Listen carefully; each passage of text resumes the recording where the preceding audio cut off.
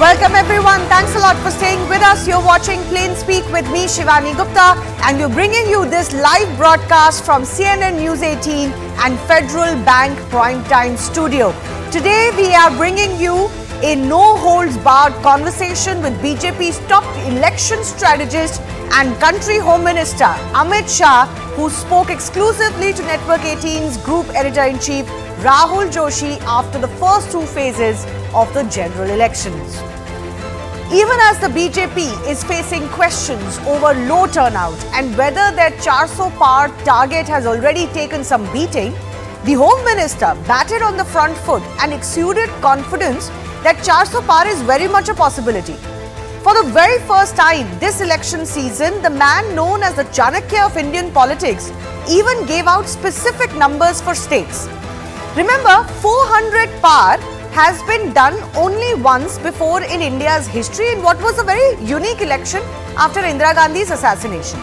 For BJP to even set this target was ambitious to say the least. It was considered more a war cry for its cadres and constituents to invigorate them. But politically, this is the benchmark on which BJP's performance will be judged now. So, have they increased their own headache? While not many are willing to bet against a Modi third term, if NDA falls too short of this target, headlines could be quite different. BJP needs to retain nearly everything they had in 2019, plus add 60 odd to touch 370, the target they have set for themselves. It seems mind-boggling. Lately, the party has also faced jibes that they're not even mentioning this 400 par slogan anymore. But all of those apprehensions were shunned and set aside in News 18's exclusive interview with Amit Shah.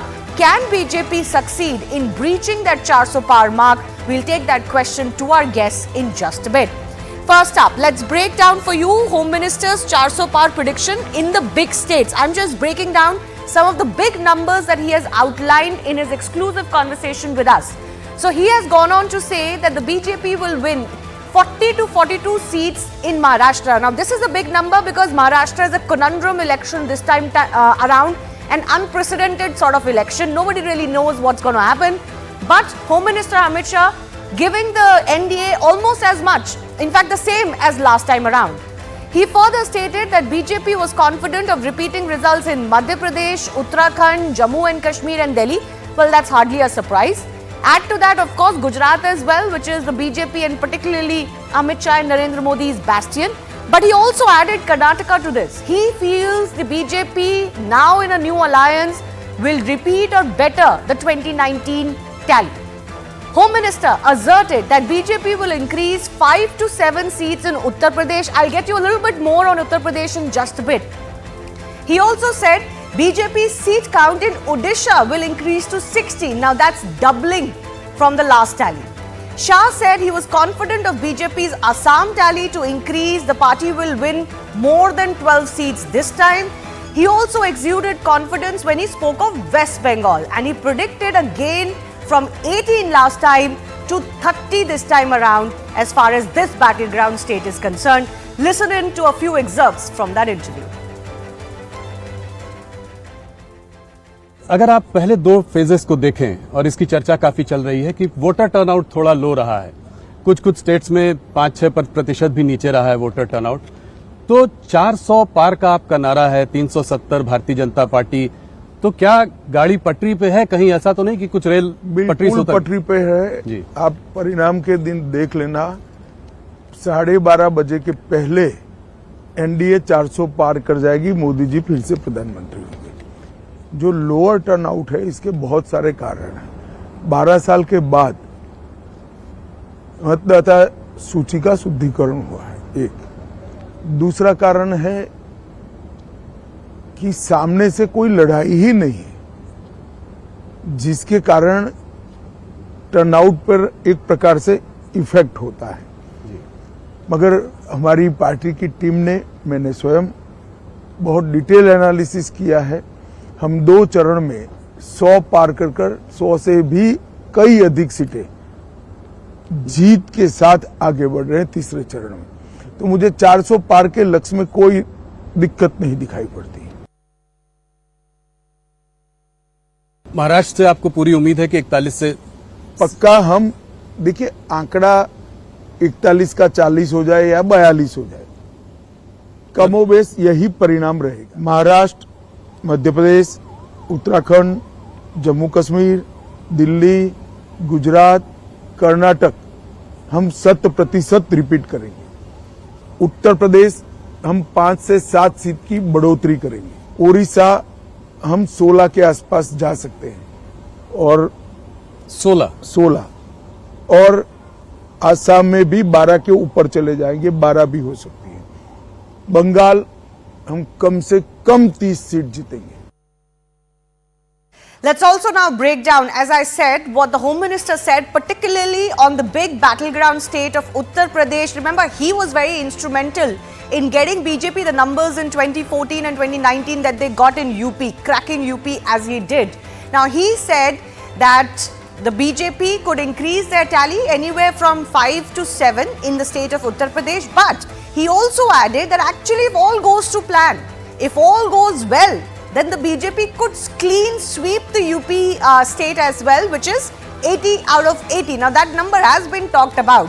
But for that, key bastion states of the others also have to be won over.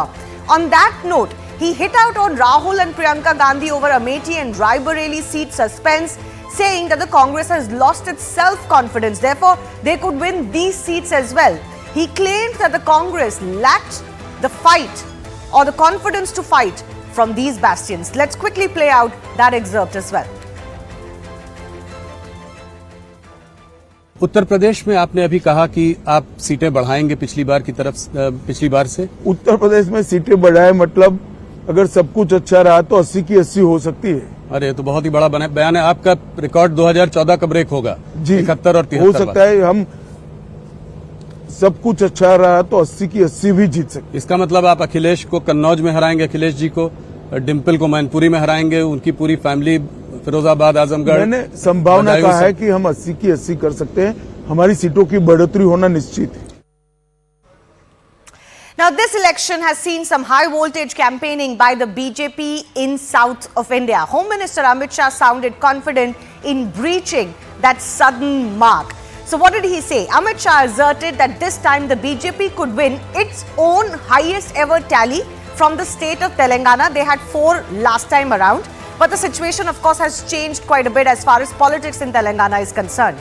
He also said BJP is fighting a very good fight and a good election in Andhra Pradesh, reiterating that the TDP, BJP, JSP alliance in the southern state will reap them great rewards. Now, Amit Shah reiterated that BJP will open its account in Kerala and Tamil Nadu. He wasn't willing to predict the exact number of seats, saying that the fights are just too close to call as far as these states are concerned.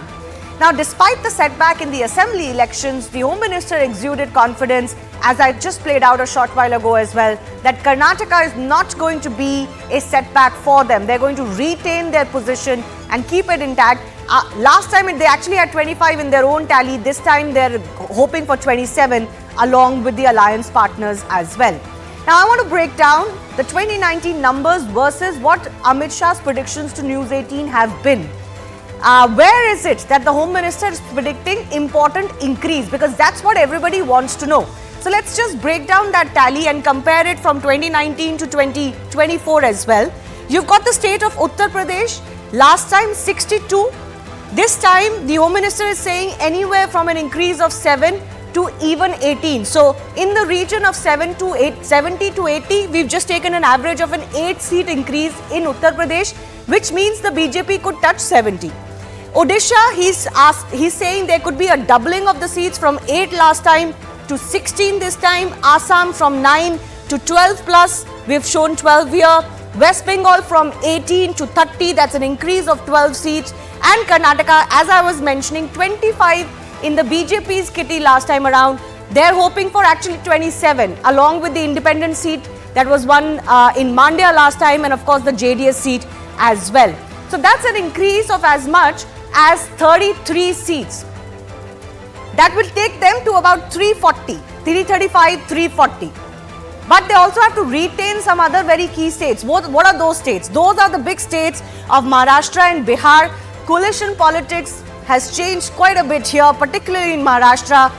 Amit Shah's prediction is in 2019 they got 41 in Maharashtra. They will retain that number. In Bihar they got 39 last time. They will retain that number, so no real change. And you heard what he said about some of the other bastion states, right? That they're going to repeat the performance. So how much can the BJP realistically increase from last time around? Is 370 for BJP, 400 par for the NDA a real target? Can they truly succeed in that? That's the big debate coming up. And let's also play out this excerpt from Amit Shah's interview.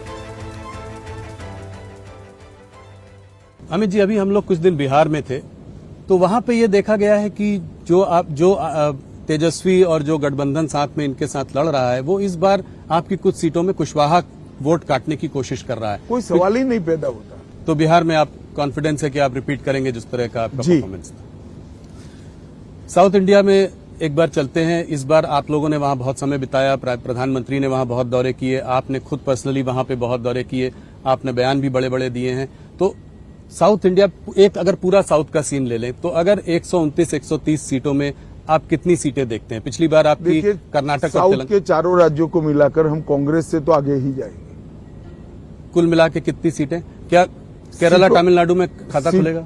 हम बहुत अच्छा चुनाव लड़े हैं जी, खाता तो निश्चित रूप से खुलेगा, परंतु सीटों का अनुमान लगाना वहां इसलिए दिक्कत है कि बड़ी कांटे की टक्कर हुई है। पर दोनों प्रदेशों में, मतलब तमिलनाडु में भी खुलेगा, केरला में भी खुलेगा। और तेलंगाना और आंध्र को कैसे देखते हैं आप?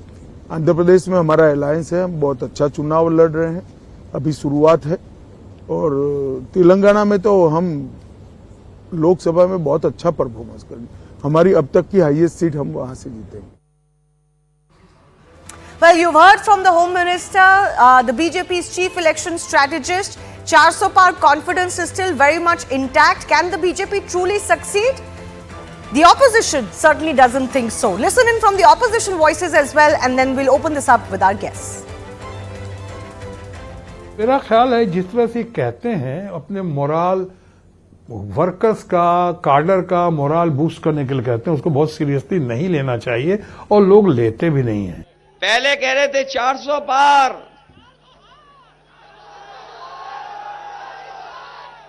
अब हार रहे हैं 400 हार। उनको यही सुनाई दे रहा है। उनके भाषण बदल गए भाषण के नहीं बदल गए। उनके भाषणों में हार के रुझान आने लगे हैं। 400 पार का नारा खत्म हो गया, वो खुद नाम नहीं ले रहे, 400 पार का नाम ले नहीं रहे, इसलिए वे भैंस के लेके आते हैं। 2 भैंसें पूरे देश के अंदर माहौल बन रहा है, कांग्रेस पक्ष में बन रहा है, इंडिया गठबंधन के पक्ष में है।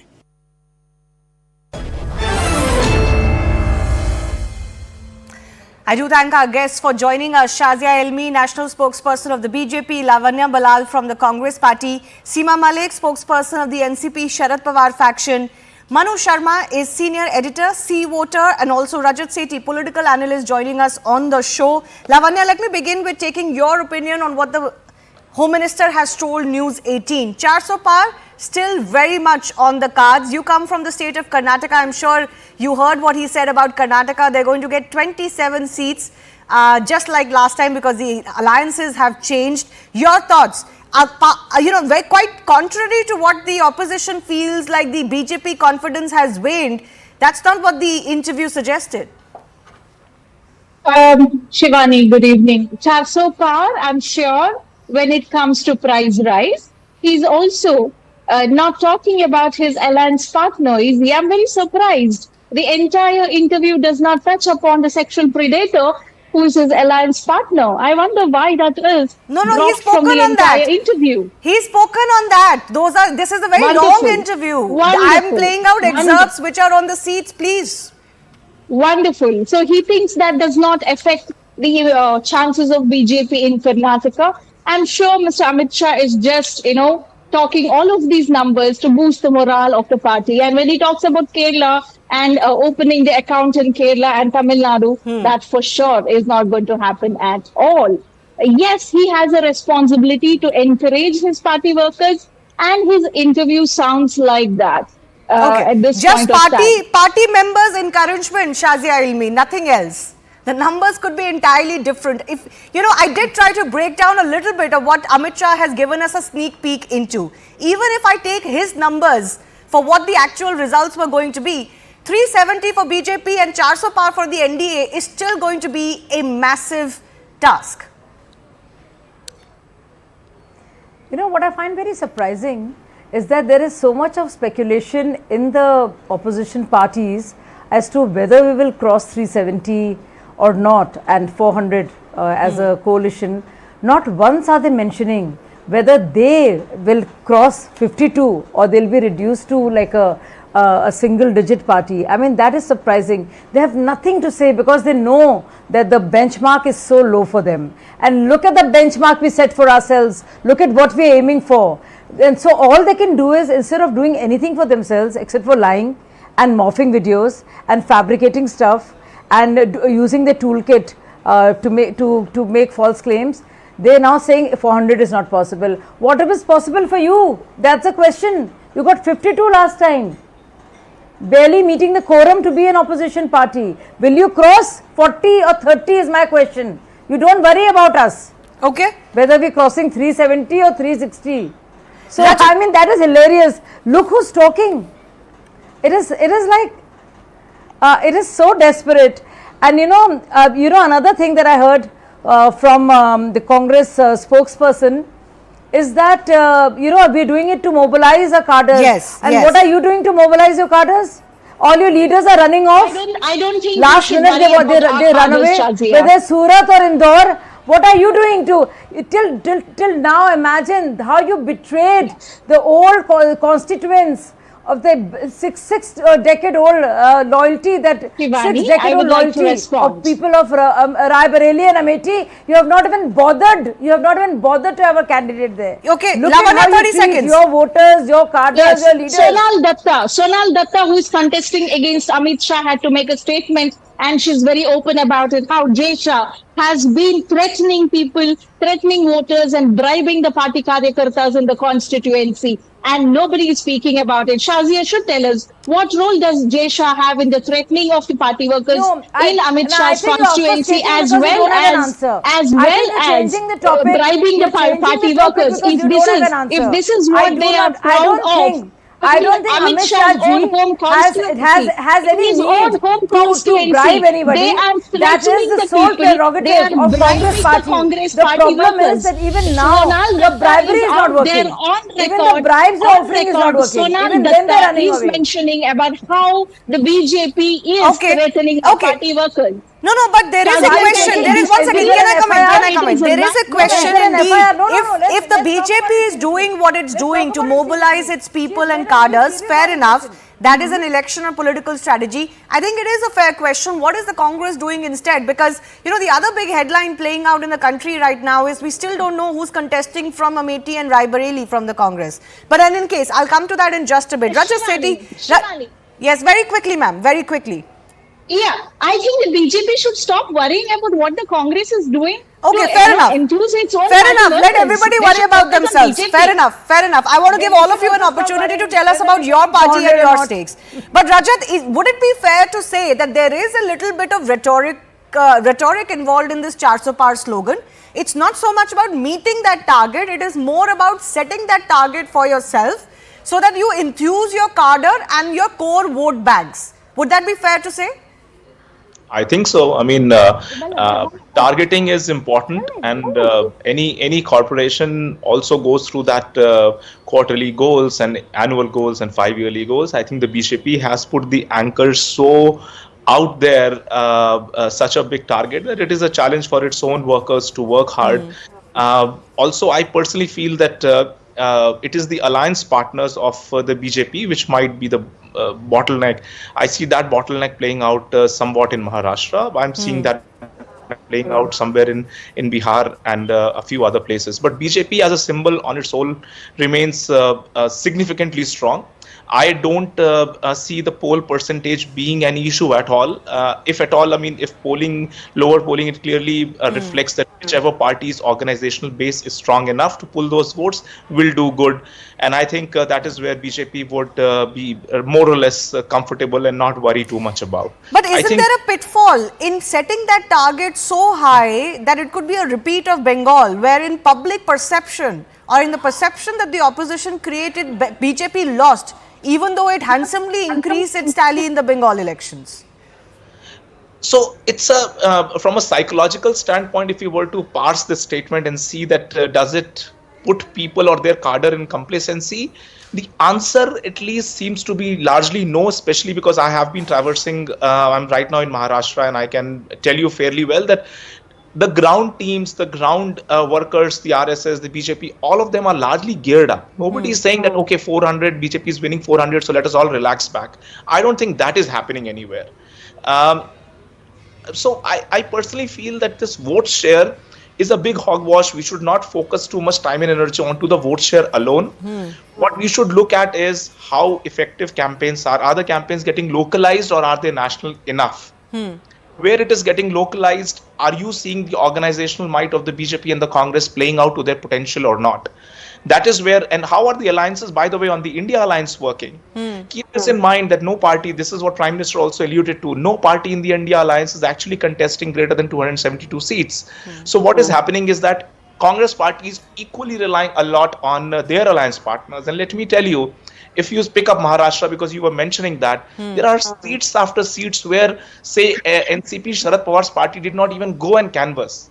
And Congress workers are feeling let down. Like Wadha seat, if you pick, it was a traditional Congress base. It was given to Sharad Pawar because of, the negotiations. Will they punch proportional to the weight? I'm not too sure.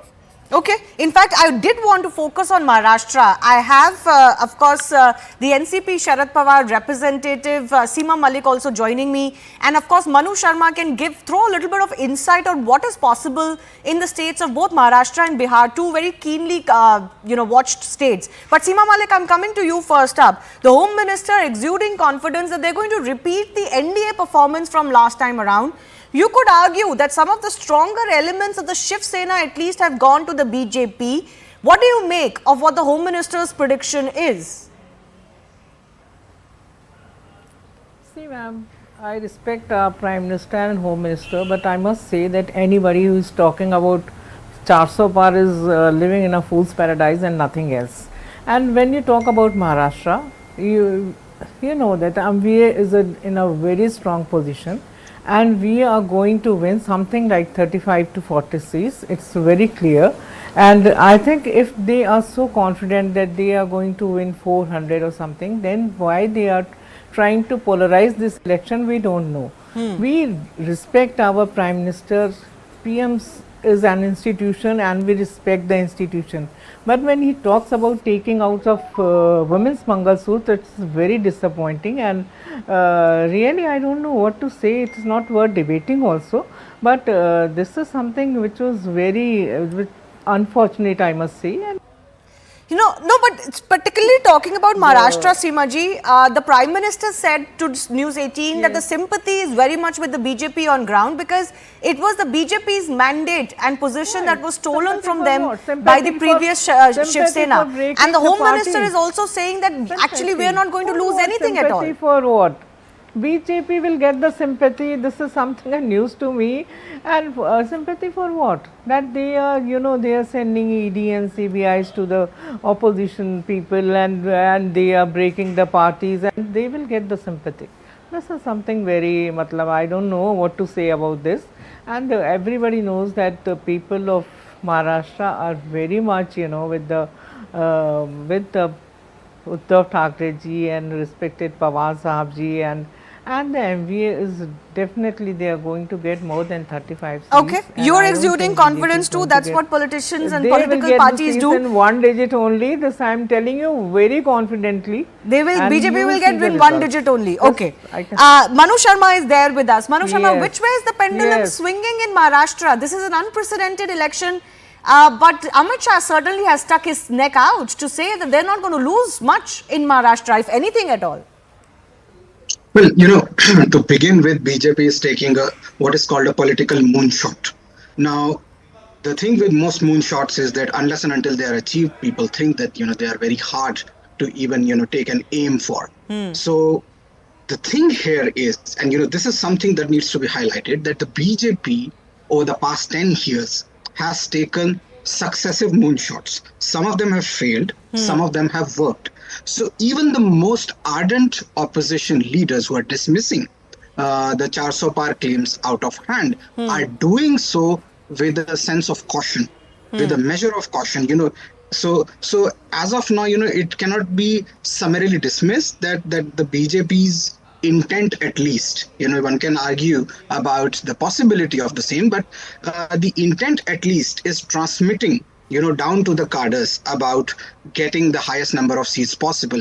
And that leads to the question about Maharashtra, that when you have allies added as an extra layer in the political management, what happens is that you have to also transmit the intent of, trying to secure the maximum number of seats to another organization.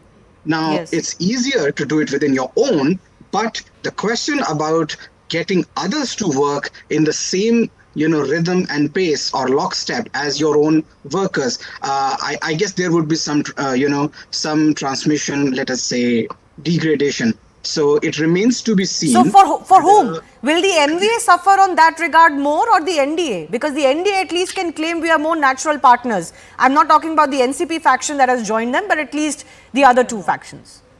See, I can't claim because, obviously I'm not in the field as of now, having a look at that, and perhaps Rajat could offer a better response to that. But the key remains that there has to be sort of an interface between the two organizations. Even ideologically, if they are adjacent, they still have to have an interface. Now, how is that interface working? I think Rajat could offer a better answer. Okay, I'll come back to you on Bihar. Rajat, you want to add to that? Which alliance is doing stronger? I think you alluded to the fact that the NCP and the Congress are not really seeing eye to eye. So, see, it is more nuanced. MVA, the Mahavikas Aghadi, which comprises Shiv Sena, Ubata, UBT, Sharad Pawar and Congress Party, they have largely, cemented their alliance over a period of time. So they are working more seamlessly. But the problem that has happened in their alliance is the vote sharing. It's stretched on even till now. There are a few seats which haven't been finalized. And what is happening is that Congress has been the biggest loser in Maharashtra. And what is happening even in Vidarbha areas where Congress's traditional decades-old bases were given up. And, just like you're seeing Wardha seat and you're seeing Nanded belt, all of these belts where the alliance should have seamlessly operated is not operating. And I was telling you that it is the Congress workers which are let down right now. And I think this is where I personally feel even Sharad Pawar, Supriya Sule, they're only focusing on the Baramati constituency. The entire Pawar family, minus Ajit Pawar, is only focusing as if Baramati is the entire state. And they're not paying attention to, say, Mada seat or Mumbai belt, Konkan belt and the other areas. They're just paying lip service. So though the alliance, the MVA, is a pretty smooth, cemented alliance, the vote sharing was pathetic, really bad. And this is where Amit Shah sees an opening, and this is where he believes that he might be able to do good. However, let me put a caveat. In the NDA, it is the Shinde faction which is the weakest link. They've got far too many seats to contest, 14 seats, and I don't see them, having that bench strength to be able to canvass across these 14 seats. Okay, all right. I'm sure Seema Malik has a thing or two to say about that, but I do want to go back across to Shazia and Lavanya as well. Shazia, important point that the opposition is raising against the BJP's rhetoric is, if you look at after the phase 1 polling, the 400 par slogan has kind of ceded space to more polarizing rhetoric from rallies helmed by the Prime Minister himself. If you were so confident, why the shift in the narrative? No, there was no shift whatsoever. It was the Congress Ghoshna Patra, it was their manifesto which led to this kind of calling out that was needed to be done. It was that what prompted it. So one obviously has to go and tell people as to what Congress stands for. Shouldn't we question our challengers as to what kind of India they have in mind, what vision they have for India, what is their idea of redistribution, how exactly will they do this social X-ray, so to speak, why on earth would they feel the need to emphasize on personal law, when clearly we've seen our emphasis is on UCC. So those are very real questions, and the manifesto prompted these questions, and there has to be a clarification as to where Congress stands on this. For instance, where does it stand on UCC, which they have answered earlier, but will they revoke and bring back the law? That's one question. For Article 370, that's what we are asking today. Will Congress revoke it and go back to the earlier status? These are very important questions stemming from the manifesto and all the questions in the rallies. But I want to say one last thing, small thing. You know, everybody knows that this is the election, Lok Sabha elections. We are voting for a Prime Minister to lead the country. Now here you have a Prime Minister whose record we know, who has a vision in place, which we have clearly outlined, and we know what our mission is. Now, where is the other Prime Minister? How many Prime Ministers are there in the making?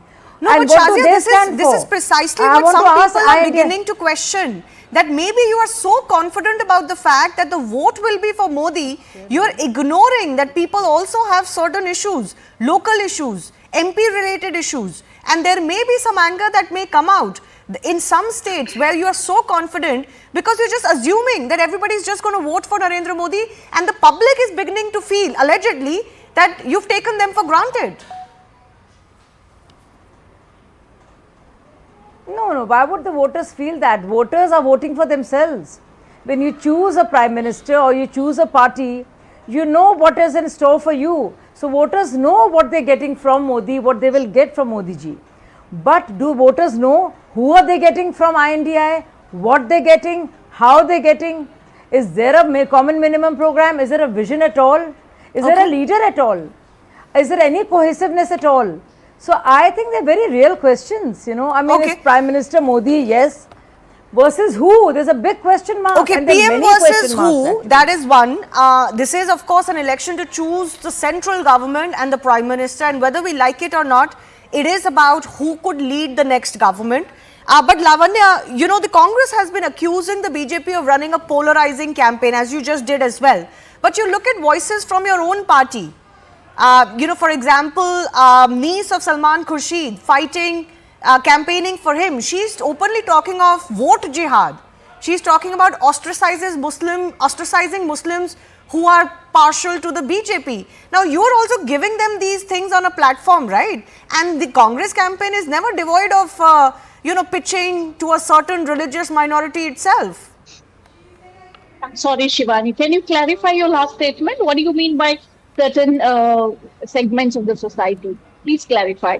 Well, you do pitch yourself as the savior of the Muslim community in India. Well, Shivani, I think you are wrong, because manifesto, if you have read the Congress manifesto this time, it does not mention any community. This is something that the BJP pulled out of the magician's hat, and they went on talking about it across you know, the country, saying, oh, the BJP Congress manifesto says this, the Congress manifesto says that. Unfortunately, none of that existed in our manifesto. Okay, but if we move outside of the manifesto, Rahul Gandhi has said certain things to trigger certain fears. I particularly mentioned what Salman Khurshid's niece has said. She has used the term vote jihad. You don't like the term jihad, love jihad, vote jihad, land jihad, etc. But she has used it. If she's not representing the party, and if she has said that during his campaign, we will have to check that, and it is not appreciated by the Congress party. And when you're asking Modi versus who, it is Modi versus the people of India. And the BJP looks like it is so out of touch with the reality, out of touch with people. You just have to come and talk to people and say people are talking about their local issues. People do not want to vote for Modi or one central figure this time. The BJP might want to run the election like the US presidential elections, but that is not happening this time. And I come from a region which has voted for the past 33 years for the BJP, and this time people are saying we do not want the, you know, this communal disharmony kind of things that the BJP brings in. We want jobs. People are talking about real issues. People are not talking about the fantasy that the BJP tries to bring to people every time. All right. Time for some final comments. Seema Malik, you wanted to come in earlier. Please go ahead. Then I'll go give a final word to Manu Sharma as well. Yes, ma'am. I just want to say that this the development is completely missing from the poll pitch of the BJP, and they never talk about the real issues. In this whole debate, nobody talks about the unemployment and the inflation and the farmers issue. What you talked about when you are talking about Maharashtra, the farmers issue is, I think, that is the main issue there, and the women of this country. Nobody, they say that they are with the youth and the women and the laborers and the farmers of this country, but they boast about their they are the largest fifth economy of the world, but they never talk about the gap between the rich and the poor. Okay. They never talk about that what is the per capita income of this country. So they never talk about the real issues. That's what I was telling. Like, they are trying to polarize this election by talking something like rubbish. We've obviously seen certain people. comments They on are, a BJP campaign, with a particular particularly community who has worked, whose contribution is so much in this country. They have, in the, whether it is the freedom struggle or the development of the country, you cannot ignore, a community, and you can you using the words like कपड़ों से पहचाने जाते हैं, जो ज़्यादा बच्चे पैदा करते हैं, calling them घुसपैठी is not a good thing, and when you are so confident that you are going then to why get do you so need much to do of so? peace Fair enough. I asked that to the and all, BJP then why are you representative. talking about I have just enough time for why a final you comment from Manu Sharma as well. Manu Sharma, we haven't touched on Bihar. I wanted your inputs, your thoughts on the state of Bihar. Can it be as simple as retaining all of it from last time around? Well, with Bihar, our experience, over the past, let us say, 2 decades of polling has been that in Bihar, the electoral results are often a summation of the social arithmetic. So the vote shares of respective parties are highly correlated to their respective social catchments. And, and the alliances that often break and emerge or re-emerge out of this very social arithmetic define the elections in Bihar. So as of now, if one were to argue on the basis of historical precedent, I think the battle lines are pretty clear, and the NDA could have a decent shot at doing well, given the fact that it is using a very old arithmetic that was validated over past elections. But then again, if this arithmetic, let us say, breaks down for the first time, and there is always a first time, then we may see something different. Okay. Rajat, final comments. Is 400 Par truly a possibility, you think? Or it is, as we said, more about a management, target and skill? See, I think it is a tall ask. I mean, honestly speaking, still certain seats are stuck, and the BJP would have to really, really work very hard if they have to meet up the leadership targets that have been set by PM Modi and Amit Shah. I mean, the ground people will really have to sweat it out, literally in the sun, to be able to do that. It's a good target to certainly keep in mind as you draw your supporters from the houses and take them to the polling stations. The key is Maharashtra, though. No, I was going to ask you exactly this, and maybe all of our guests can pitch in. What is it that you are most interested in watching out from these elections? The Maharashtra results, are you saying? Or whether the the BJP finally succeeds in south of India? What is it, that one big takeaway you're waiting for? So, if you were the Telugu MPs, vote which way and how many come into BJP's kitty, that is one. The second is Maharashtra. These two are the X factors which I think would sway which way things are. All right. Lavanya, for you, what's the big takeaway that you are waiting for as far as these elections are concerned? I'm just waiting to see how this 400 Par is not going to work out. But that tells a lot. You're not wondering about yourself. You're wondering about whether BJP does it or not. We are very confident of our success. We would love to sit back and laugh at the 400 Par slogan. That's it. But what is your target? I think that's what a couple of our panelists want to know. Our target numbers have been told, for the India bloc, maximum numbers. We have not been told an exact number. We have been told to ensure that India bloc comes back to power. That's it. That's it. Shazia? Yeah. We just heard what Congress had to say, that, they are not crossing 400. I wish we could hear that she could say that, yeah, we'll definitely cross 40. So it is going to be 40 versus 400, and let's see what happens with that. But I'm pretty sure Modi's guarantee works, Modi's credibility works, and when it comes to a choice for a Prime Minister, it is Narendra Modi ji all the way. People believe in him and know that they're in safe hands. Seema ji, what are you most interested in knowing after these elections? Because these elections could set the record straight on a number of I'll issues. say they are not going to get more than 200. It will stop on 180 or 190. Okay. I'm telling you very clearly that South mein half and North mein half. So this is going to happen, and let them dream and let them talk about 400 par and all. So reality is something the ground reality is something very different. There is an undercurrent, and people are fed up of this Modi is this thing, Modi. This is the Modi fatigue now. All right. People are tired of them. Okay, You know, Manu listening Sharma, all these things, you're actually 400 someone who par and actually all. tracks elections and you keenly watch out. You're a psephologist yourself. So tell me, what is it that you are most interestingly waiting for? One thing. Well, I mean, strictly as a psephologist, I would say the eastern seaboard of India, from West Bengal, Odisha, coastal Andhra, and you can also add Telangana to it. That would be a very interesting electoral contest to watch out. All right. On that note, let me thank all of our guests for